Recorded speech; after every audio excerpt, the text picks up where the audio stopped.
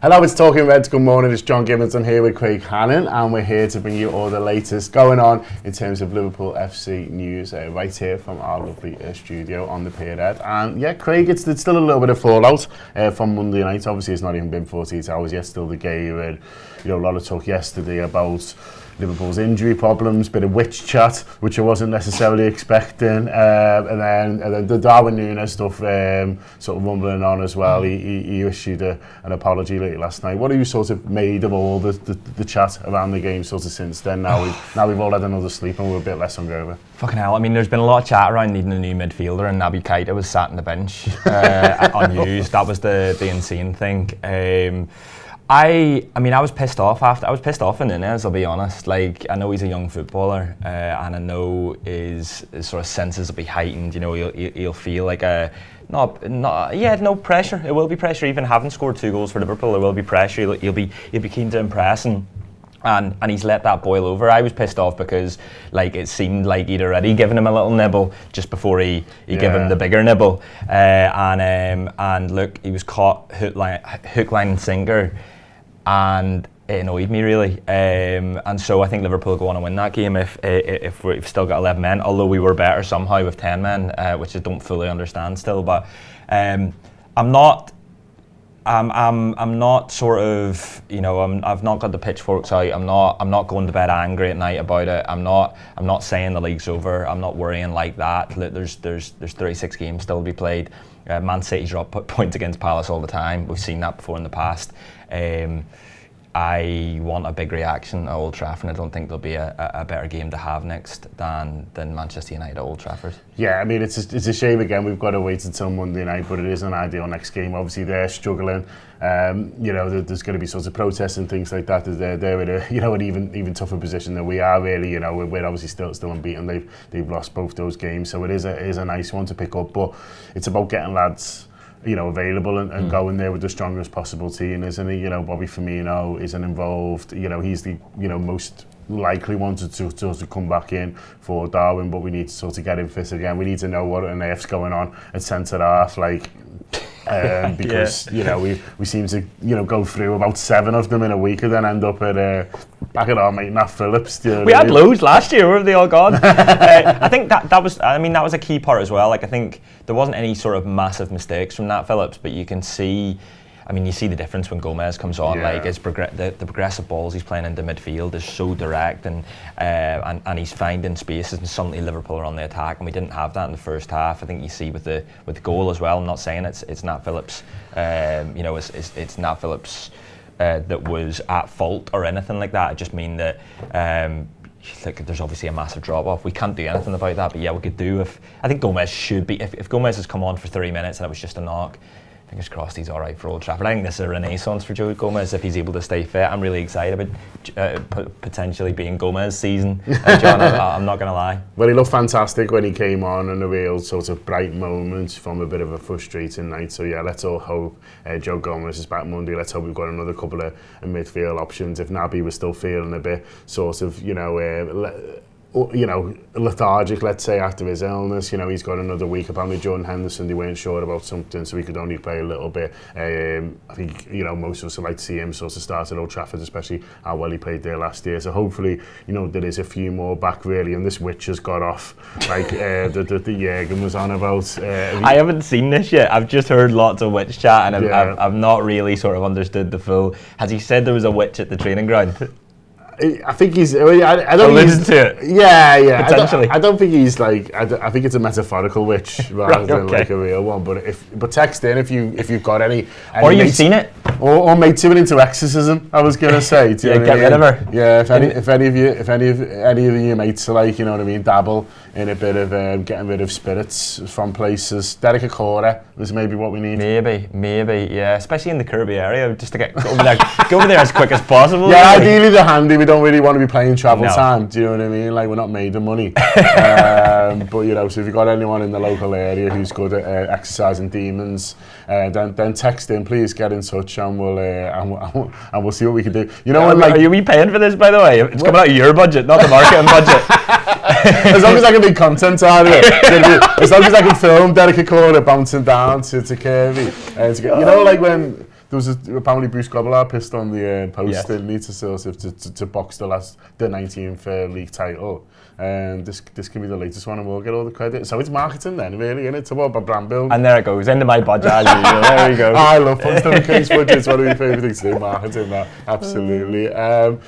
But yeah, I mean, David out of few chats he's been on, he said no need to panic and stuff like that. It's tough, isn't it? Because we know every point matters if we want to be challenging for the title. We know how tight it's been over the last few years, and so, you know, there's only so many games you can drop points in, and we feel like we're 3-2 away. So it's easy to get down, isn't it? But then at the same time, it wouldn't surprise you at all if Liverpool just clicked and suddenly won sort of 10-11 on the bounce as well.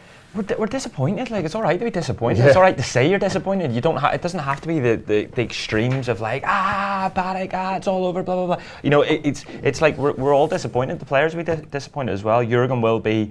They'll be having discussions about what's gone wrong and what they need to be better at for the next 5 games in particular. With, you know, there's a Merseyside derby in there. There's Chelsea around the corner at some stage as well. So like if we're saying that we're going for the league, then at some stage we need to start going for the league. We need to start getting the results to go for the league. Banana games. And then soon you're not.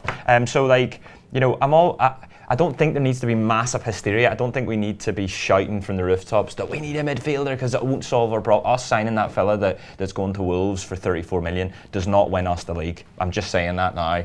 You know, that isn't the difference between us winning the league and us not winning the league. And I suppose as fans you want to feel as if the club have done everything they possibly could to get us in a position that makes that best possible. The problem of all of this is that we've got City that we're fighting against, and they sit above everything. They sign Haaland, and that makes us panic. But no, it's look, I wouldn't put it past Liverpool to go to United and fucking duff them everywhere, and then suddenly we're bouncing out of Old Trafford going, right, here we go, season starts now. Yeah, absolutely. That's what we're all banking on.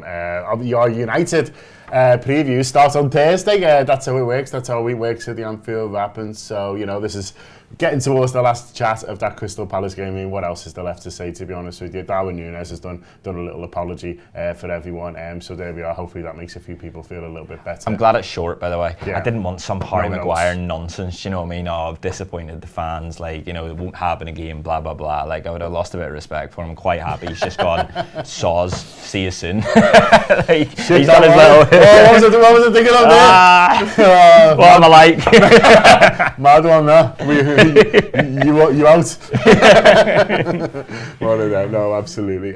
So our United preview stuff starts tomorrow. So we'll be starting to look ahead for that, and obviously into Friday as well. New audio show hosted by Ian Ryan, which is going really well, which will have the United viewpoint. That's going to be interesting. Hopefully it'll be unsure, see what he says about the season so far, but obviously around the protests on Monday night as well. That'll be out first thing Friday. We'll have the Team Talk video show hosted by Josh Sexton as well. That'll be straight after the press conference on Friday. I think it's going to be an interesting press conference, that one on Friday. Probably another spiky one, but should be another good one. And loads more Friday show, which previews all the Premier League games, which Neil hosts, which is really, really good as well. And loads more besides. So great time to be downloading the app, getting stuck in to the content. And yeah, as Craig says, let's bounce in to Old Trafford. Me and Craig going on the bus. It's one of my favourite bus journeys, the bus into Old Trafford. Really Short, loads of E's. Yeah. You know, they flick loads of E's at you. Oh, yeah. I'm not even sure if they can see us. No, ours wouldn't be blacked out, would it? No, it's not. It's not. They just go like this to everyone. You wonder who they're doing it, and then they start doing the old, you know, like they're going to cut your neck. No, it'll be good fun. I like the fact that it's a Monday night as well. It's got like the Europa League vibes to it, doesn't it? Yeah. Like the nighttime game under the floodlights, all the fucking cliches. But no, I'm expecting. I want a big win. I want another big win. I've had a taste of it last season. I want more. I want blood. Loads more goals. Relegate them. We're just going to go on to talk about the supporters board that's just been brought in, but just to bring in a few comments first. George says Derek Okora is unfortunately with the Angels himself now, so who can we get to bring Derek Okora back? The spirits of Derek Okora be raised and then go down and sort the switch out. It's getting more expensive, this entire thing, I'll be honest. The budget request form is going scale back in those posters in town and we'll get rid of this witch in my budget. Akko's going to have murder on this.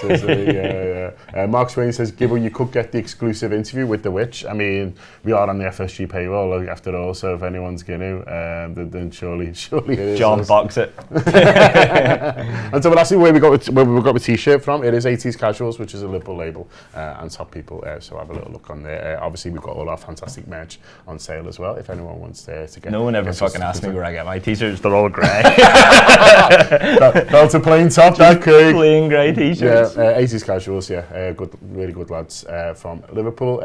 So yeah, the Supporters Club has been announced this morning. A few of our mates on it. Paddy Fitz kept that quiet, didn't he? The big man. He said, we went on a little bike ride at the weekend actually, and he said to me, what he doesn't realise is now I'm going to be messaging him with requests. So Paddy, can you box this? Paddy, can you box that? He's going to be sick of me, to be honest. But no, it's a really positive step. I think like finally some sort of fan representation at that level, at a properly strategic level within the club, and I think that's a really positive thing if it works in the way that we all hope it does.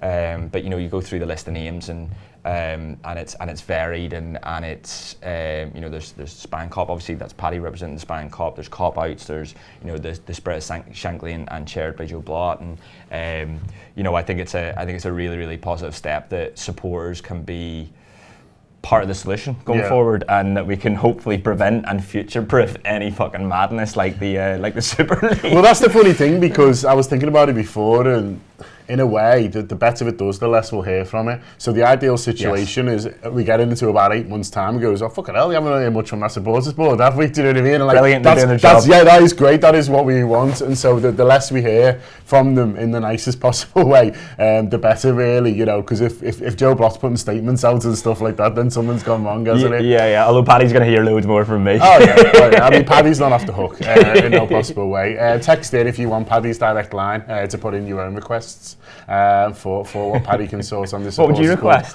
I don't know really. Be on the spot here. Yeah, I'd like. It was very warm in the concourse the other night. Some better sorts of temperature control. Aircon at the back of the cop. Yeah. Maybe that's what it is. Yeah. No, but and also we're sort of taking the piss with it.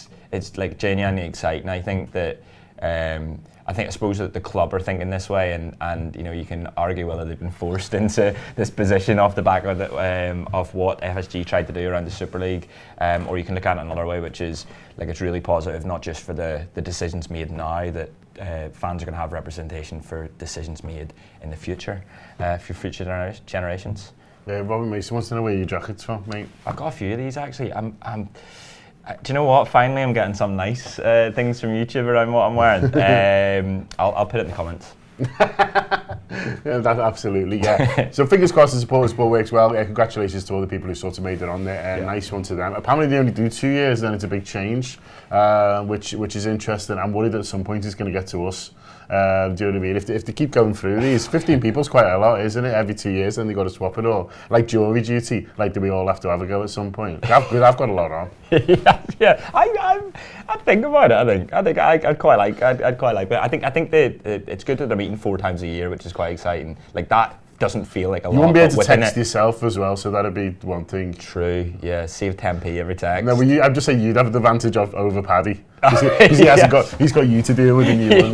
Yeah. But I think that's great as well. The fact that look, we'll get new faces in, get new people, get new ideas in, and hopefully the same groups are represented as well, and new ones. I just think it's really positive, and let's hope it works. Let's hope we don't hear much from them. Like you said. Yeah, fair play to Liverpool for putting it into place. I know it's been a lot of work, so shout out to especially people like Joe Blott, who we know have done a huge amount of work to get us to here. Tony Barrett as well, who I know has worked really hard on sort of getting this up and hopefully making as well redundant in the future.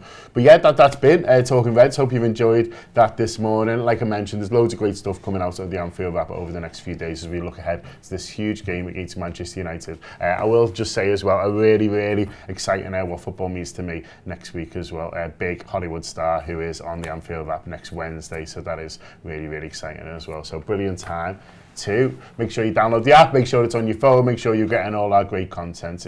But thanks a lot to Craig, the guys for the filming this morning. Up the Reds.